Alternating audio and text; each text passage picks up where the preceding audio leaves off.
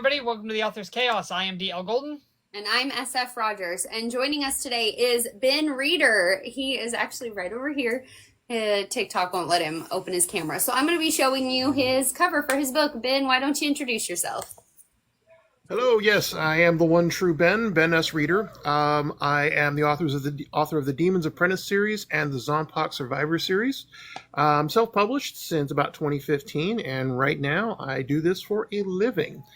And I'll be, if with any luck, I will have my third series starting in August. That's awesome. All right, so we met Ben at Tremendicon. Actually, I met Ben at Tremendicon and kind of made him, I was like, you have to walk over and talk to my siblings because we were there. And your covers caught my attention, but also your personality of like how personable you were and like the joy that radiated off of you. So how did you get started on writing? So started on writing, that's something I have always been doing. As a kid, I played with action figures way too long in my life, all the way up through junior high, because they were helping me tell stories. When I hit high school, I started writing, and bear in mind, this is in the 80s, so I did not have some of the awesome tools we have today. I was limited to basically writing stuff down in pencil, and then my friends stealing it from me and passing it around. And then sending it back, getting it back to me by the end of the day. They always knew who to give it to give it back to me by the end of the day, and asking for more.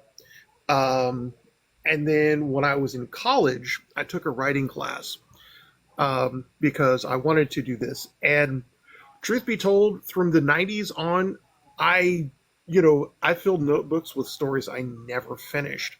But what got me to the point where I could finish was reading Jim Butcher's Dead Beat, the fourth book in his Dresden Files series. And I read that and I'm going, this dude has a following and his voice resonates with me. If he can do it, then I'm pretty sure I can. And that led me to writing The Demon's Apprentice. That's crazy. I like that. And so The Demon's Apprentice, is that your first series or is that the second one? That is my first series. That is The Demon's Apprentice itself is my first novel. Yeah, that was the one that got me started. And what genre would you say that falls into? Well, technically it's under young adult and urban fantasy. Although it was intended as urban fantasy, I just kind of fell into young adult by accident because my protagonist started off at 15. Oh, so you're writing to younger, not young audiences, but younger audiences. Not really. Not really. My fan base has been remarkably broad. Truth be told, I've had people come up, as young as 15, 16, 17, 18, in their teens, and I've had people follow me who are my age or older. It's interesting how that kind of plays out, isn't it? I mean, you're talking that you set a character at 15 and automatically your book falls into the young adult range, even though that's not what you initially intended to happen. Right. Yeah, exactly. And truth be told, I wrote it mature because kids don't live in a rated PG world or a PG-13 world. We all occupy a very, R-rated world all the time. So I don't pull those punches, which is why I think. But the other thing is that Chance appeals to teens because they see themselves in him. And I think he appeals to adults because they either see their younger selves in him or they empathize with him and it appeals to the parental, side of them. Right. Right.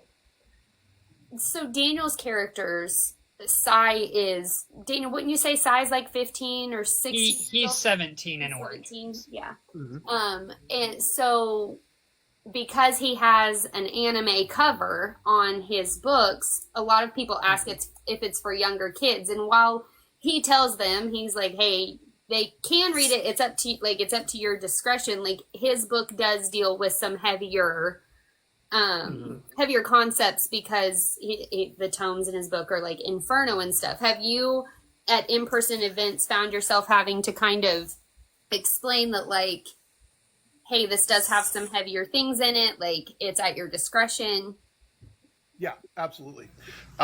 Many times I will at events have someone come up with a 13-year-old or a kid, or a teenager in who's sporting Hello Kitty or things that I'm going, okay, on the surface, on the This surface, is what this is. not right, exactly. Usually, I will ask if they have let them read something of a similar maturity level. My go-to is usually the Hunger Games because you have kids dying in that series. Yeah. And so I'm going, look, would you let them read the Hunger Games? Okay, if you would, then yeah, you're good with this one. But the other thing is that one of the issues that I deal with in this book is abuse. It's not only physical abuse, but straight up, sexual abuse. And Chance takes a stand on it.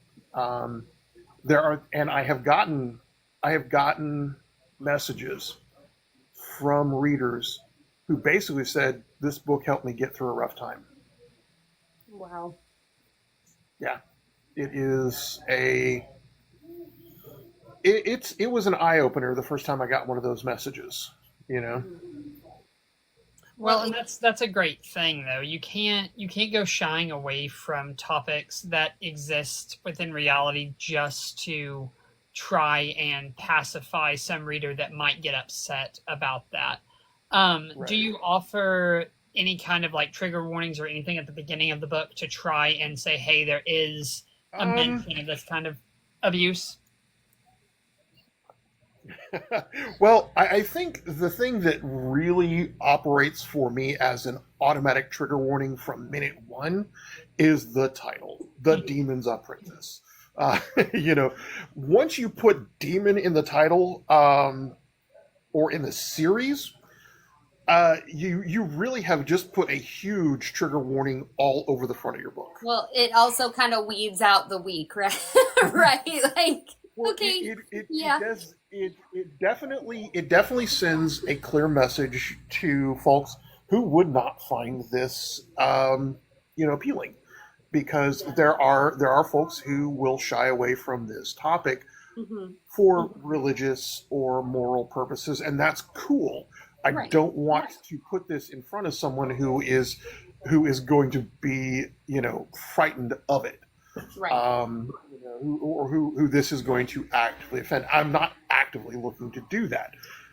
Well, there are some people I would be actively wanting to offend, but they go out of their way to throw themselves in front of that bus. Right. Right. Well, and there's something to be said for being ethical about how we handle subject matter.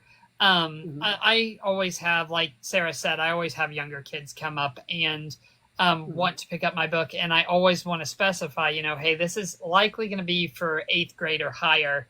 And that's the 5th grade teacher in me. I never want to hear somebody, say, hey, he sold my child this, and it's, this and that and the other thing. So I think I think there's something to be said about just saying on the front of the cover, hey, here's the word demon. If you're not interested in something that has to do with demons, don't buy this. Yes, exactly. And the other thing is that the title tends to draw the crowd that it wants to. Because it is going to. It was the book that I saw from across the way at Tremendicon, because I was like, I need to go talk to whoever that person is. Like, yeah, definitely. And that's the thing is, and here's the thing: that cover that you're putting up there is actually the second cover for that book. Oh, okay. Well, The Go ahead. speaking about that, so you have technically an original cover and then this one. Yes. Okay. And so there is a journey behind the Demon's Apprentice. So when I first did the Demon's Apprentice, I mean there are several stories that are about the beginning of this that I could talk for hours on, but one of the things that happened, everything went backwards for me with this. The reason the Demon's Apprentice followed the journey that it did was because and bear in mind, this is 25th, this is like 2007, when I was first writing this. I was on a live journal page called Fangs, Fur, and Fae. And one of the things they did, one of the authors there put the first page of his current work. And he said, "Hey, post the first page of your work." So I did. And a few days later, I got an email from an agent saying, "Hey, are you looking for representation?" Which is exactly backward to how we do this, right? and so I sent her the full, which wasn't quite ready to go. And she basically says, maybe not. And, which was the wise decision at the time, actually. And so I give it to my friend Laura, who helps me edit it. But Laura has a friend who is an author for Pendraig Publishing.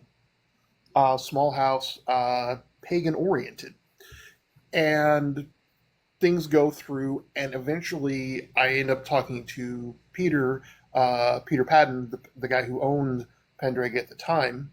He has since passed away, and his son runs it now, as far as I know. But anyways, he goes, "We want your book." So I set it up with them, and they give me a cover. Now the cover is pretty. It was oh so pretty. I would date the chance that I saw on that cover. But it was not effective. It was well done visually, but from a sales perspective, not so much. Basically, there were some things that did not stand out. Like the title, my name. It was very Important busy. things. Important Yes, things. important things. I don't know if you've done a Google search for The Demon's Apprentice and seen the other cover. I have not. Like I said, it's pretty. It's just not effective. No disrespect meant to Pendraig, or their artist was from France, and I don't think she quite understood the assignment. Mm-hmm. So I had two titles with them, and the second title was the one that made me decide maybe I should go independent, because the second title ended up being done by a 15-year-old, a talented 15-year-old, but a 15-year-old nonetheless, who did not have the experience to do what needed to be done. So I'm going, okay.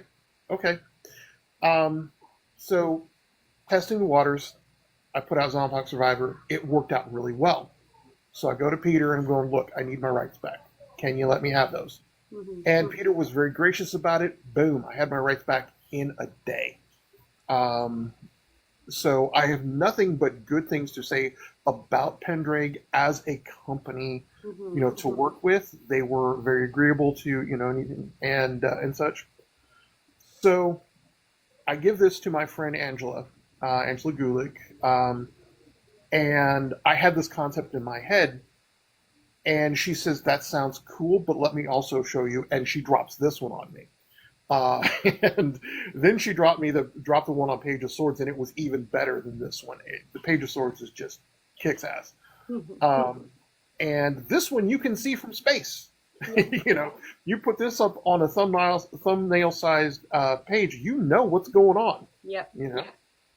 And I kept that template all the way through. I like it. I do like it. Like I said, it was the cover that I saw like when I was scanning the room at that convention that I was like, I have to go see what this book's about. Like I have to do that. And the only reason why I brought up having a first cover is because like I'm getting ready to change the cover of my first book because I had to switch artists for my second book, and I want the books to match. I don't want one book to look a certain art style and the other to look the other. I want the series to line up. So it encourages me that like this is not, I mean, Dana's going through it too, but it's not just we done messed up thing. Like it happens. Yeah. Oh no, yeah. My Zompok series, I did the first cover of that one. It was okay, but once the first two went crazy, I turned around to Angie and said, "Look, I've got two of my Zompok series. I need those redone, and I want the third one done." And I completely changed them all so that they all matched. And that's the smart thing to do, is make sure everything matches. Now, the Demon's Apprentice, that series, I've had several artists on, but I was always clear about one thing: this template, you have got to follow it, right? To the letter. You do not vary from this, or you are fired. Right. And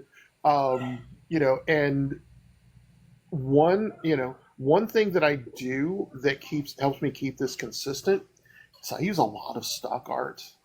I don't go with drawn. I don't go with drawn. With drawn covers very much. Now the current one I'm doing, the same artist who did the most recent one for Rock of Ages is also doing the one for True Confessions of a Reluctant Fairy Princess, which should be coming out in August.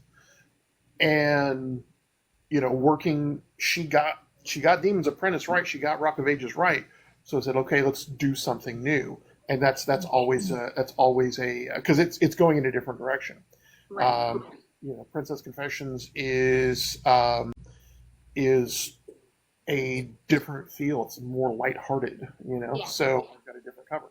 Yep, for sure. Well, and you can go and say, don't judge a book by its cover, and that's great advice for everything except for actual book covers, Right?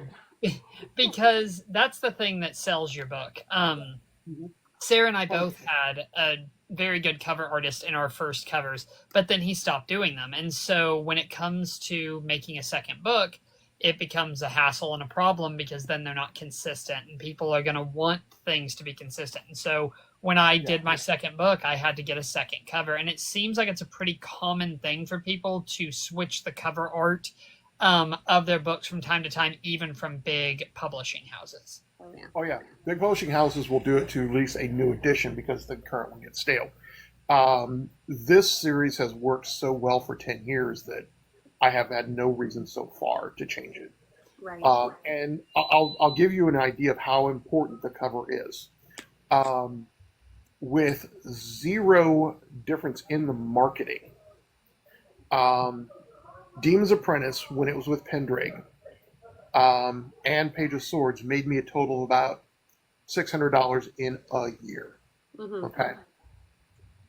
When Demon's Apprentice first hit, after I changed the cover, I made about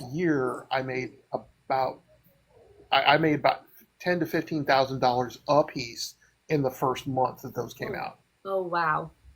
Yes, I can't. It's like more than 10 times, 20 times the the difference there. A good cover will sell the heck out of it. Yeah. You said that you'd gone, and we're shifting gears here just a little bit. You had gone the traditional route somewhat by accident, it seemed like. Somebody, found you just randomly. But you're independent now. Would you ever try to go traditional again, or do you like all the control of being independent? I would. So I think I would like to go trad at some point, just to have that on there. But I would never go completely trad. I will always be at least hybrid, because there are certain aspects I love having control over, and certain aspects I want to look at and go, okay, yeah, you can have that. Yeah. Because here's the thing. my success with The Demon's Apprentice was what got me an agent. Mm-hmm. And that agent got me my audiobook deal, which vastly expanded my audience. You know, but at that point, I am also constrained by the sales of my audiobooks. After a certain point, if my audiobooks didn't sell, Blackstone, which is who publishes my audiobooks, has the option to go, no, not this time. Oh yeah. Which is a perfectly sound financial decision. I cannot hold that against them. But for me, it may be more sound to do it my way. Yeah. So we shall see. Fair enough. So Daniel and I both have audiobooks. Like, we did our audiobooks through ACX. Daniel got an awesome audiobook narrator. I ended up getting an audiobook narrator that I am floored with. Tiffany, I am so amazed with her, and her friendship is awesome, and she just loves Cora. Whenever they introduced you to your audiobook narrator, did you get a chance to interview them, or did they just kind of go, hey, here they are, this is who's doing it? Yeah, that's the downside to trad. You have zero control. Now, I was lucky in that I got an awesome narrator named Charlie Thurston, who is award-winning, theater voice, everything. But I had zero control over any part of it, right? Whatsoever. They had to do new covers, and I also didn't get a chance to talk to Charlie. So a character whose name should have been Sin Rodir, Charlie, which with a funky spelling, because fantasy of any stripe is going to have at least one name that looks weird. That has an apostrophe, that should be not a, or whatever. And so he, with no guidance, did his best, bless the man, and got pretty close to it. There are a lot of silent H's in Sin Rodir, so he put them all in. And I was going, okay, close enough, Yep. Sin Rodir, and I'm just going, okay, I asked for that. Well, and those kind of spellings, most people are just reading, and so they're going to make whatever pronunciation they're going to make anyway. So you don't know how many pronunciations are floating out there of that name anyway. Right. Well, I learned from J.K. Rowling the only good thing that she ever brought out there after she became a horrible person. Sorry if I offend any of your audience. No, you are correct. Fine. Was when she put in something to teach readers how to pronounce Hermione's name. Mm-hmm. And I learned I'm throwing weird shit out there. I'm throwing, names, and I'm throwing names and words in different languages. Yep. So I made that a trait of chance in that he will mangle it the first time, and someone else in the scene has to teach him how to say it. Okay. That's actually really brilliant. That's actually really brilliant. And and the thing is I genre savvy, and that his friends make fun of him for it every time they do it. It's like, what is with you? You can speak ancient Lemurian, but you cannot get French. And chances like all it takes is once. I don't know, you guys, okay? Right. So yeah, it's one of the things that I learned. I picked that up as I go along. So yeah, but yeah, I did not have any control over that. Which I may have to talk to you about your female reader at some point once I get Princess Confessions out. If it does any good. Yeah, for sure. Tiffany is great. I would shout from the rooftops for that woman.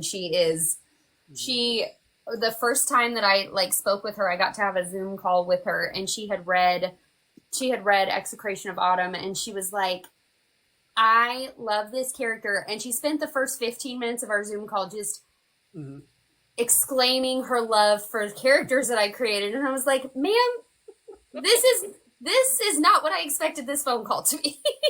Right? Yeah, no. She's really good. Yeah, I'll hook you up for sure. Yeah, I ran into something like that with my editor, Helen Thornton Gussie. She's a Kiwi, and we had a couple of Zoom calls when we first started, and yeah, we bonded immediately because I met her at WriterCon. I was the idiot that came over to a group of people and said, "Hey, my small group of no-name authors, had offered to buy you a drink. We're over there." And I'm sitting around with agents and people like that, and they're going, "Who the fuck are you?" But she ended up coming over, and yeah, I ended up hiring her as my editor, partly because she is Kiwi, and part of what I'm doing in True Confessions involves an Aboriginal person teaching my main character how to get somewhere. And she was like, there was one detail. She was like, "Nope, you don't want to do this. You want to do it this way instead." And it was like, okay, but yeah, she had to. She messaged me at one point. Is like, "Okay, I'm running real close to my deadline. I keep getting absorbed in the story." Yep. So yeah, when you get the right person, it's just amazing. Yeah, it seems like, and it takes a whole team to get this kind of stuff out there. You can do it all on your own, but a lot of us authors would not be anywhere without the people that we surround ourselves with that help us to get this stuff pushed forward. So to each and every one of you, we appreciate you. Yes. Oh yeah, editors, cover artists, and our fans. I mean, I would be nowhere without the people who bought my book. Oh, Right. 1,000%. 1,000%. So, Sarah, do you have any other questions? Just that one that we warned him about. All right. So, as always, we like to ask at the very end of these with the new authors that we talk to. Ben, what is one piece of writing advice that you would like to give to anybody trying to start out? Well, actually, my personal piece of writing advice is give yourself permission to write badly. Just remember that none of us start out good at this. We have an expectation of our writing that is sometimes way beyond our skill, and we have to give ourselves permission to not be there yet until we get there. Which also means that you have to remember, and this is a piece of advice I got from Chuck Wendig, you have to remember that you're always just as good a writer as you were yesterday, or better than, whether you're inspired or not. You do not need to feel inspired to be a good writer. People will constantly say, "Oh, I can tell when you're forcing it." No, you cannot. You can't tell when I'm forcing it, because half the book sometimes feels like I'm forcing it because I have to make it fit right and sound right, and what I wrote the first time was complete garbage. You don't lose skill points in your writing if you're not all gung ho. It just makes it that just tells you how easy it feels to write. You're still good, right? I love that. I think that's fantastic advice. Well, and it's one of those things where, like, I may sit down and not be completely feeling what I'm writing, but it also doesn't mean that that's set in stone. Like, I can go back and I can change those scenes, or I can add more emotion, or I can take those scenes out. Like, Yeah. if you're still in drafting phase, like if you're still editing, still in drafts, like, you are fine. Write what comes out and you can change it later if it's complete hot garbage. Right.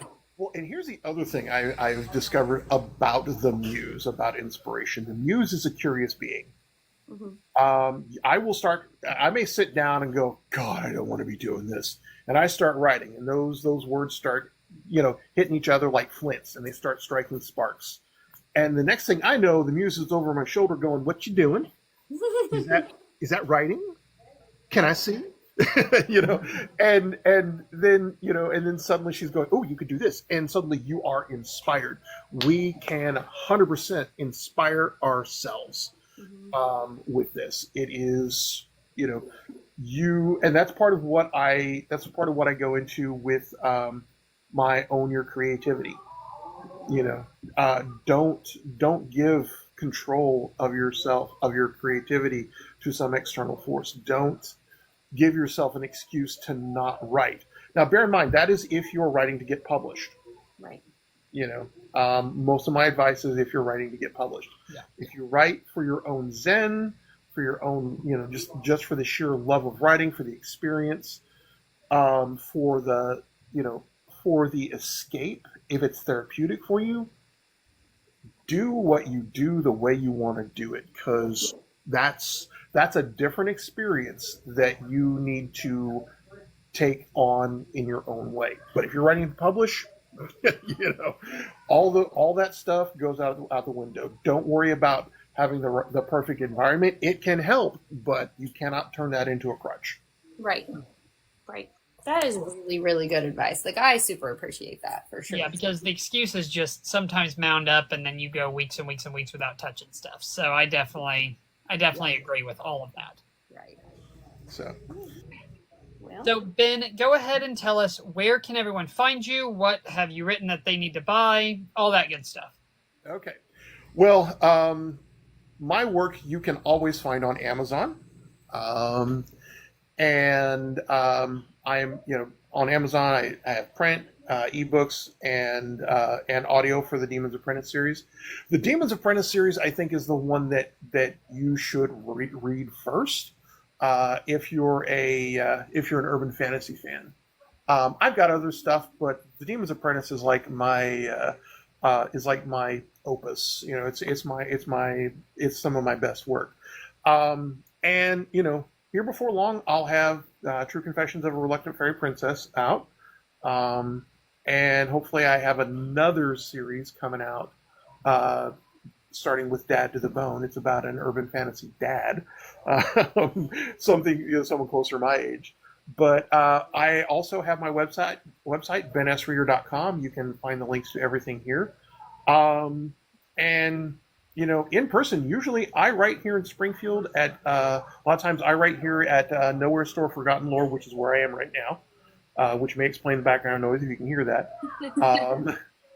Because it is a way to get away from all of my favorite distractions.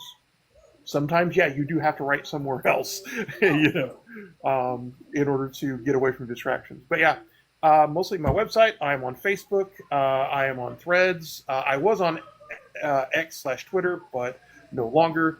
Just look for the One True Ben as my screen name. That is my name everywhere. Facebook, Threads, Instagram. Are you on Blue Sky?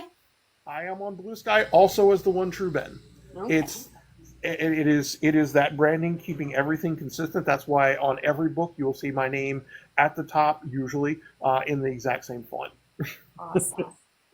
It's funny that you mention that store in Springfield. We actually just dropped books off there last week, so the people there are so nice and so gracious. Yeah, we love it. Love it.